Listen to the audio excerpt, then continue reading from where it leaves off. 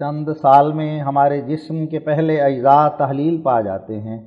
اور دوسرے اجزاء ان کی جگہ آ جاتے ہیں۔ تو یہ سلسلہ خلق اور آفرینش ہے جو برابر جاری رہتا ہے۔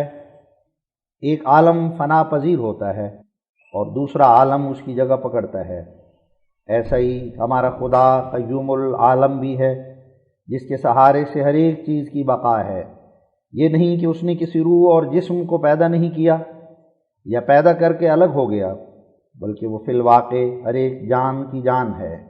اور ہر ایک موجود محض اس سے فیض پا کر قائم رہ سکتا ہے اور فیض پا کر ابدی زندگی حاصل کرتا ہے۔ جیسا کہ ہم بغیر اس کے جی نہیں سکتے، ایسا ہی بغیر اس کے ہمارا وجود بھی پیدا نہیں ہوا۔ بس جب کہ وہ ایسا خدا ہے کہ ہماری حیات اور زندگی اسی کے ہاتھ میں ہے اور اسی کے حکم سے ہمارے وجود کے ذرات ملتے اور علیحدہ علیحدہ ہوتے ہیں، تو پھر اس کے مقابل پر یہ کہنا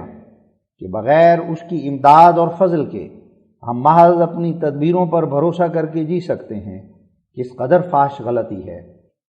نہیں، بلکہ ہماری تدبیریں بھی اسی کی طرف سے آتی ہیں۔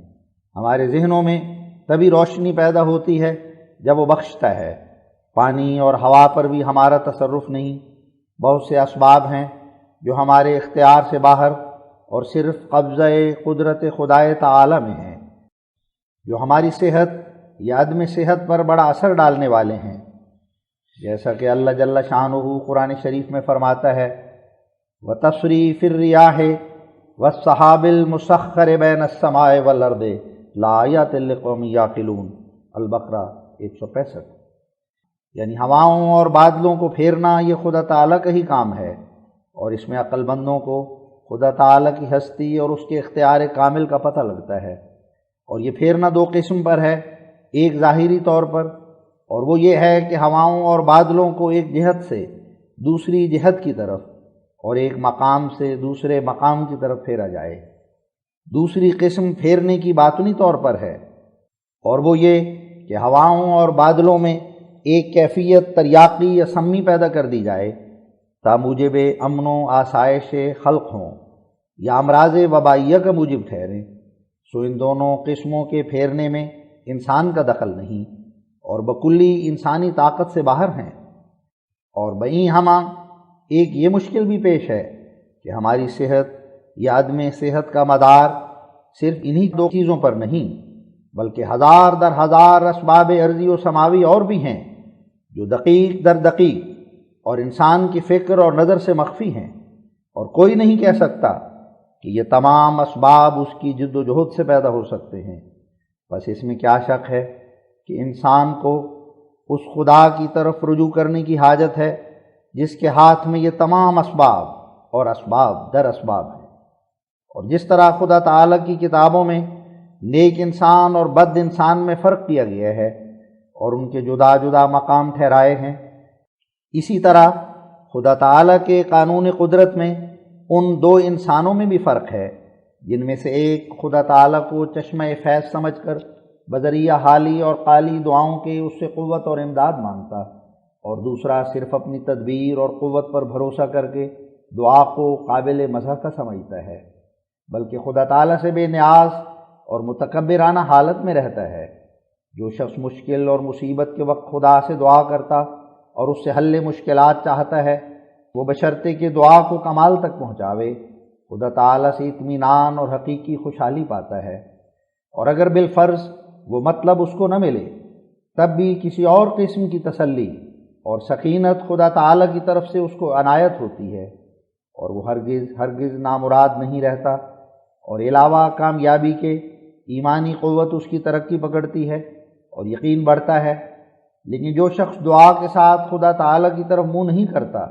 وہ ہمیشہ اندھا رہتا اور اندھا مرتا ہے۔ اور ہماری اس تقریر میں ان نادانوں کا جواب کافی طور پر ہے جو اپنی نظر خطا کار کی وجہ سے یہ اعتراض کر بیٹھتے ہیں کہ بہتیرے ایسے آدمی نظر آتے ہیں کہ باوجود اس کے کہ وہ اپنے حال اور قال سے دعا میں فنا ہوتے ہیں، پھر بھی اپنے مقاصد میں نامراد رہتے اور نامراد مرتے ہیں۔ اور بمقابل ان کے ایک اور شخص ہوتا ہے کہ نہ دعا کا قائل نہ خدا کا قائل، وہ ان پر فتح پاتا ہے، اور بڑی بڑی کامیابیاں اس کو حاصل ہوتی ہیں۔ تو جیسا کہ ابھی میں نے اشارہ کیا ہے، اصل مطلب دعا سے اطمینان اور تسلی اور حقیقی خوشحالی کا پانا ہے، اور یہ ہرگز صحیح نہیں کہ ہماری حقیقی خوشحالی صرف اسی امر میں میسر آ سکتی ہے جس کو ہم بذریعہ دعا چاہتے ہیں، بلکہ وہ خدا جو جانتا ہے کہ ہماری حقیقی خوشحالی کس امر میں ہے، وہ کامل دعا کے بعد ہمیں عنایت کر دیتا ہے۔ جو شخص روح کی سچائی سے دعا کرتا ہے وہ ممکن نہیں کہ حقیقی طور پر نامراد رہ سکے، بلکہ وہ خوشحالی جو نہ صرف دولت سے مل سکتی ہے اور نہ حکومت سے اور نہ صحت سے، بلکہ خدا کے ہاتھ میں ہے، جس پیرائے میں چاہے وہ عنایت کر سکتا ہے۔ ہاں، وہ کامل دعاؤں سے عنایت کی جاتی ہے۔ اگر خدا تعالیٰ چاہتا ہے تو ایک مخلص صادق کو عین مصیبت کے وقت میں دعا کے بعد وہ لذت حاصل ہو جاتی ہے جو ایک شہنشاہ کو تخت شاہی پر حاصل نہیں ہو سکتی۔ تو اسی کا نام حقیقی مرادیابی ہے، جو آخر دعا کرنے والوں کو ملتی، اور ان کی آفات کا خاتمہ بڑی خوشحالی کے ساتھ ہوتا ہے۔ لیکن اگر اطمینان اور سچی خوشحالی حاصل نہیں ہوئی تو ہماری کامیابی بھی ہمارے لیے ایک دکھ ہے۔ تو یہ اطمینان اور روح کی سچی خوشحالی تدابیر سے ہرگز نہیں ملتی، بلکہ محض دعا سے ملتی ہے۔ مگر جو لوگ خاتمے پر نظر نہیں رکھتے، وہ ایک ظاہری مرادیابی یا نامرادی کو دیکھ کر مدار فیصلہ اسی کو ٹھہرا دیتے ہیں، اور اصل بات یہ ہے کہ خاتمہ بالخیر انہی کا ہوتا ہے جو خدا سے ڈرتے اور دعا میں مشغول ہوتے ہیں، اور وہی بذریعہ حقیقی اور مبارک خوشحالی کے سچی مرادیابی کی دولت عظمیٰ پاتے ہیں۔